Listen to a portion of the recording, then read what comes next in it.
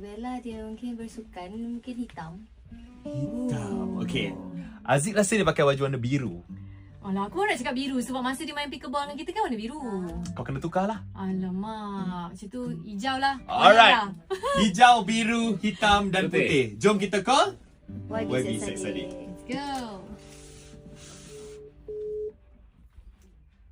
Bella, nanti cakap kat sini je. Assalamualaikum. Waalaikumsalam. Hai. Hello.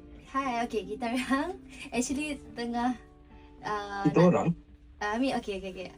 Okay, I sekarang ni nak tengah makan. Korang ni apa? Lambat je makan. Tak. Dah habis makan dah. Kenyang dah, Alhamdulillah. Oh, okay. Lambat je makan lunch. I dah makan lunch dah. You dah makan ke? You dah makan? Dah. I memang makan awal. Okay, Alhamdulillah.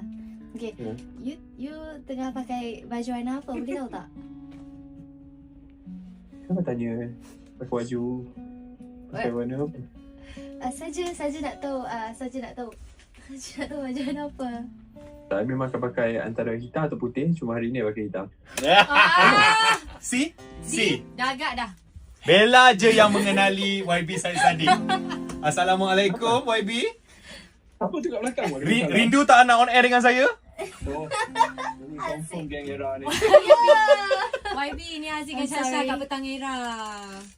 Ini bahaya tau dengan korang ni. Tapi korang memang kena bagi tahu baju pakai warna apa hari ni. Tak ada. Kita memang, I know Bella likes white and I wear black and white. Wow. so Yin and yang. So Bella, Yin and yang pun boleh lah. disebabkan Bella betul, Bella ada something nak cakap dengan YB. Suruh dia nyanyi lagu ni. Actually I tengah promote lagu Lebih Daripada Pisah. So, you cakaplah sikit pasal lagu I. Oh, okay. Siapa yang belum dengar lagi, tolong dengar. Kalau tak dengar, sayang.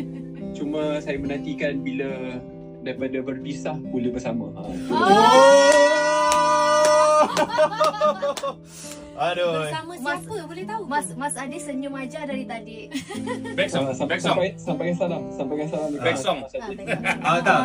Bang Ade. Siap. Kirim salam. Bang Ade katanya ada lagu kan untuk YB kan? InsyaAllah. Untuk dinyanyi kan? InsyaAllah. Nanti kita bikin. Ya. Yang paling bahagia. Yang paling bahagia.